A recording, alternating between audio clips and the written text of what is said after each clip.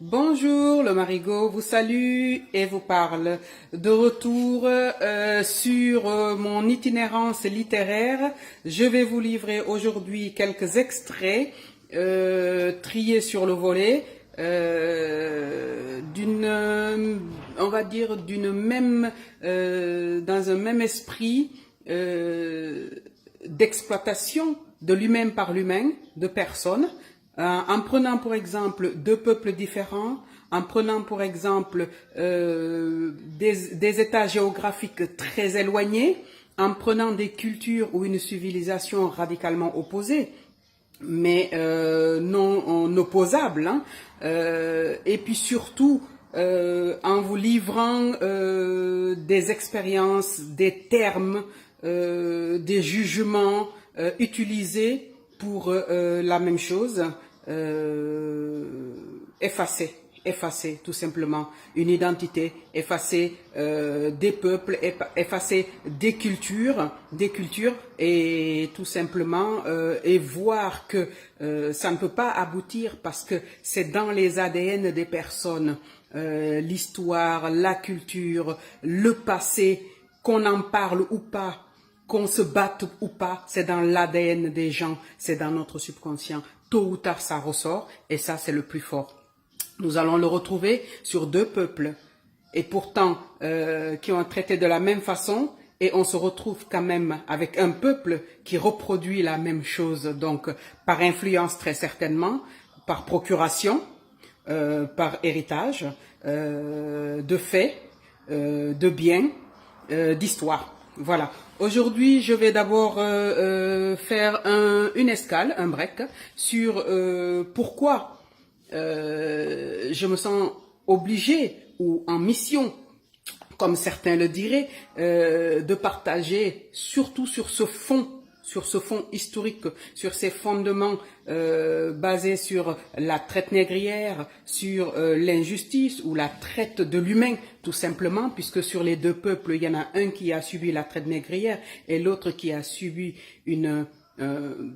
presque un génocide, mais un effacement de son être, de son existence, de sa culture, de son identité, et nous y reviendrons.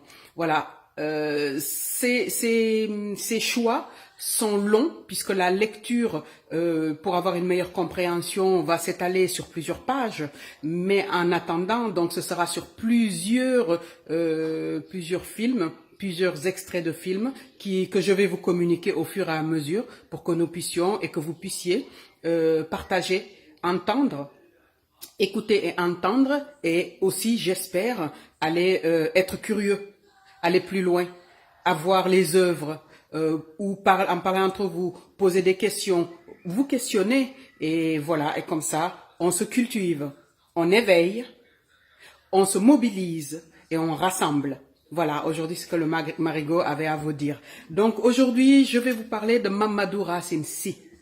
Pour ceux qui le connaissent, notamment une grande partie des grandes et vieilles familles françaises, mais surtout le Sénégal, le long du Sénégal, une partie de l'Afrique avant qu'il ne soit coupé en parts de gâteau, hein, avant que l'Afrique ne soit mangée tel un dessert par les esclavagistes, par les colonisateurs et par ceux qui y ont contribué, aidé, participé ou empêché certaines choses.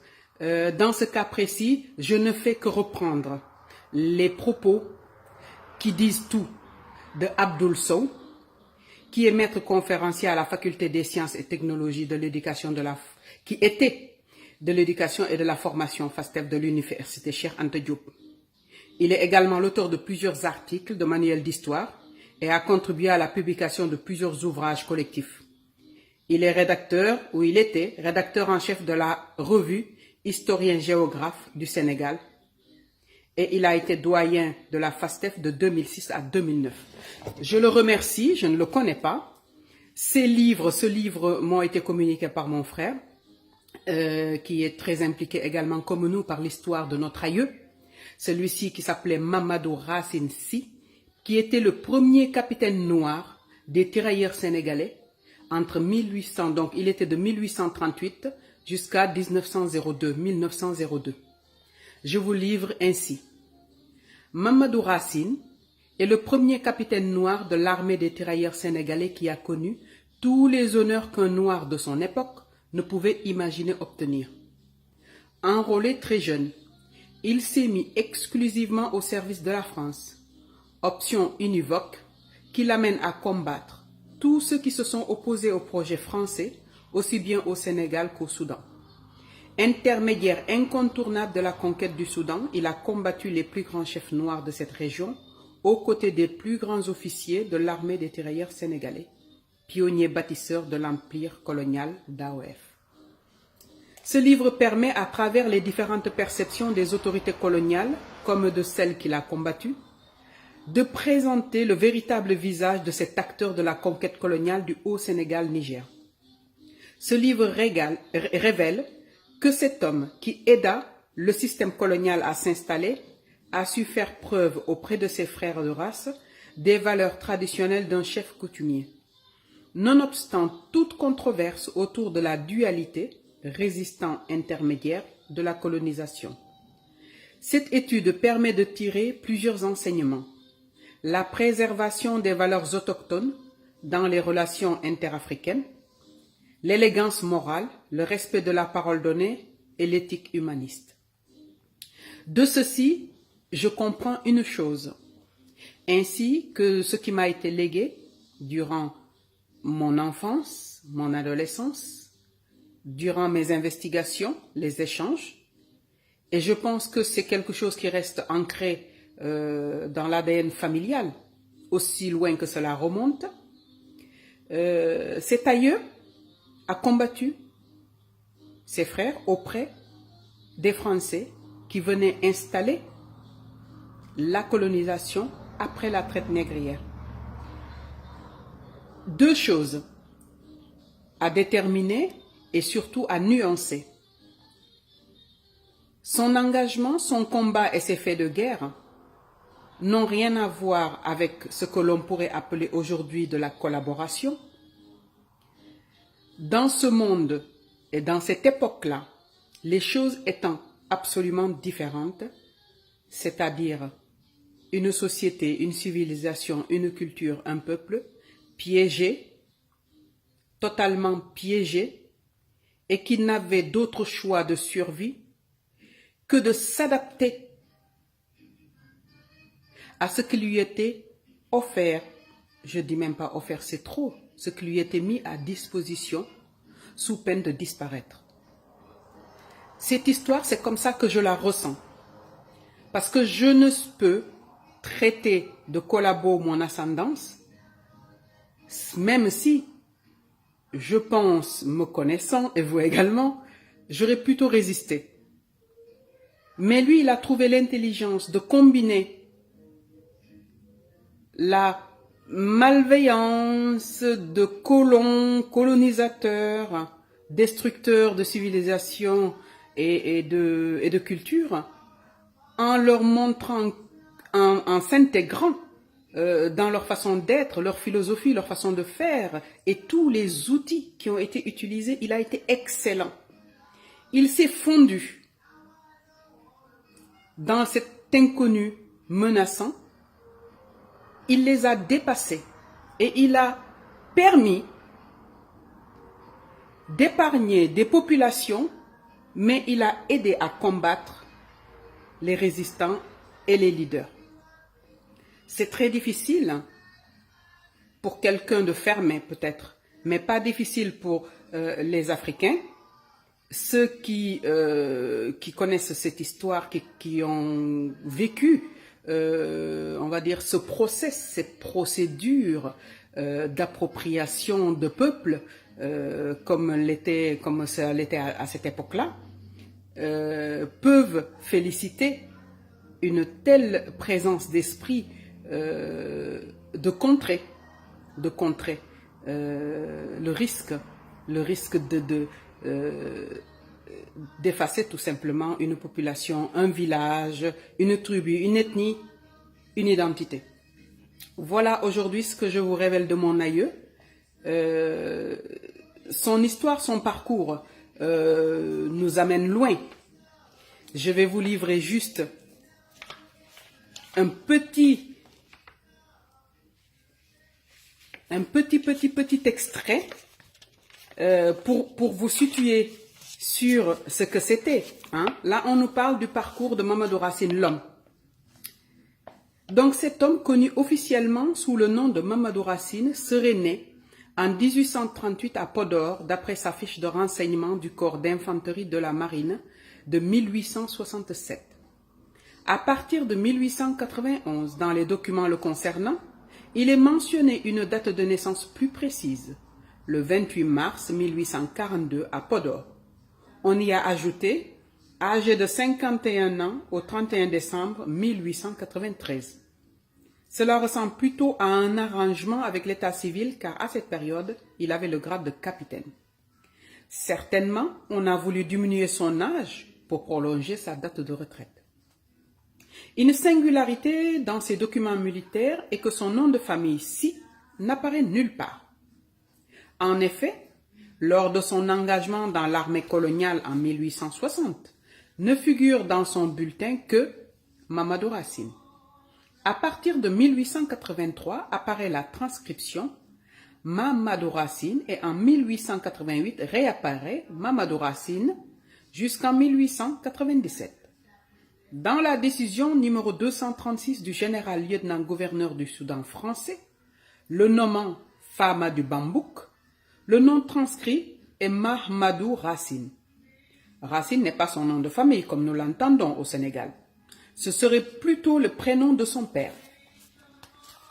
En effet, il existe une pratique très courante dans certaines familles ou ethnies, les Peuls par exemple, qui consiste à associer le prénom de l'enfant à celui du père ou de la mère. Selon Wan, 1969, chez les Toucouleurs, groupe ethnique d'appartenance de Mamadou Racine, dans la manière sociale d'identifier la personne, on associe son anthroponyme à celui de son père, sans quoi le prénom serait incomplet. Le colonel Reeves, qui s'est beaucoup intéressé au capitaine Mamadou Racine, nous apprend qu'il est le fils d'Eliman Racine, chef coutumier de Souyouma, près de Podor, et de Seynabou Rakiba, fille d'un chef peul de Guédéouro. Il confirme son origine noble qui le lie à la grande famille des Ly de Tilogne. Ses dossiers militaires de 1865 à 1888 révèlent que son père s'appelle Racine et sa mère Sanabou. Les deux transcriptions confirment bel et bien que le nom de sa mère est Seynabou ou Sanabou. C'est juste une question de transcription. Eliman peut être remplacé par Tierno en Peul car il se traduit par imam, titre donné à celui qui dirige la prière. Selon le gouverneur Brière de Lille, dans une correspondance envoyée au ministre de la Marine et des Colonies en 1878, le père de Racine est un chef de la partie du Taureau des environs de Podor, soumise à la domination française et dont la famille reste très influente parmi les Toucouleurs. Mais en 1880, il devient dans un autre courrier chef d'un village de la banlieue de Podor qui a donné en plusieurs occasions des preuves sérieuses de dévouement à la cause française. Son lieu de naissance aussi pose problème, il est à géométrie variable. Dans les documents militaires, tantôt Mamadou Racine serait né à Podor, puis à Podor, département Sénégal, tantôt à Dodor, près de Podor, enfin aux environs de Podor, Souyouma, le village où réside son père, situé dans la banlieue de Podor, n'apparaît dans aucun document le concernant. Autre particularité qu'on trouve dans l'identification de cet homme, c'est son numéro de matricule changeant. Engagé en 1860 sous le numéro matricule 942, il devient matricule 210 le 1er juillet 1888 et 37 387 au moment d'être élevé au grade d'officier de la Légion d'honneur.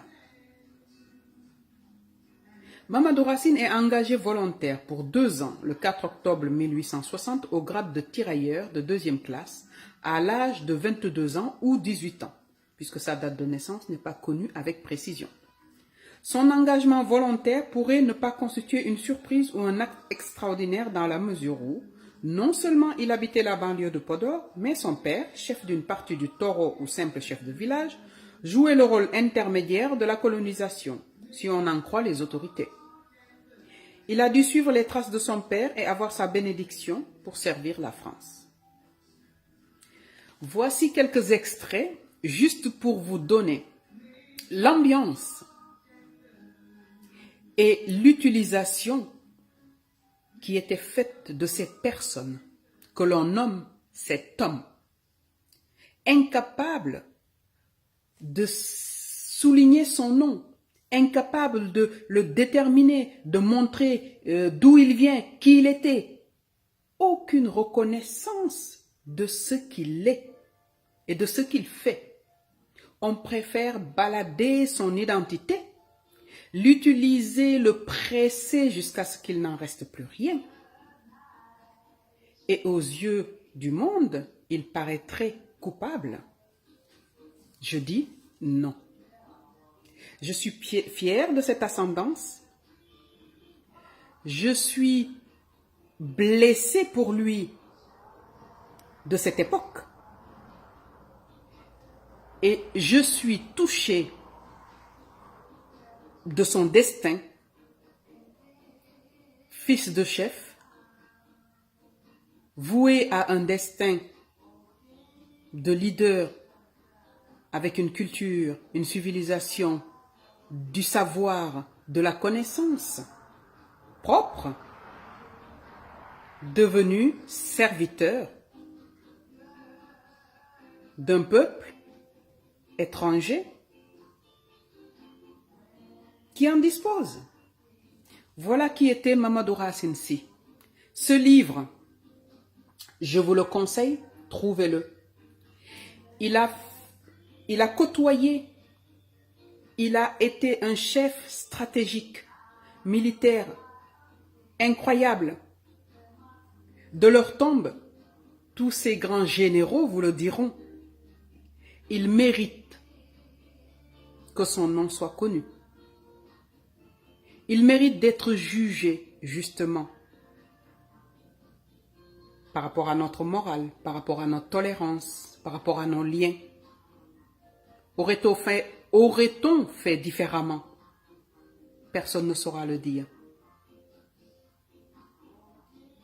Il a été intelligent, il a été brillant, il a été efficace pour l'ennemi. Il a été intelligent, il a été brillant, il a été bon et juste pour les siens. Voilà ce que le Marigogo avait à partager aujourd'hui. Cet ADN est là, vient de là. Ce besoin de partager, ce besoin de découvrir, d'aller au-delà de ce que l'on nous donne, de ce que l'on nous alimente, très peu pour nous, très peu pour nous. Continuons à creuser, à chercher, à questionner, à remettre en question, à accepter, à tolérer, à combattre. Surtout, dire. Aujourd'hui, le Marigot vous dit à très bientôt. Il nous reste pas mal de chemin. Je continue mon itinérance et je vous rejoins très bientôt. Merci.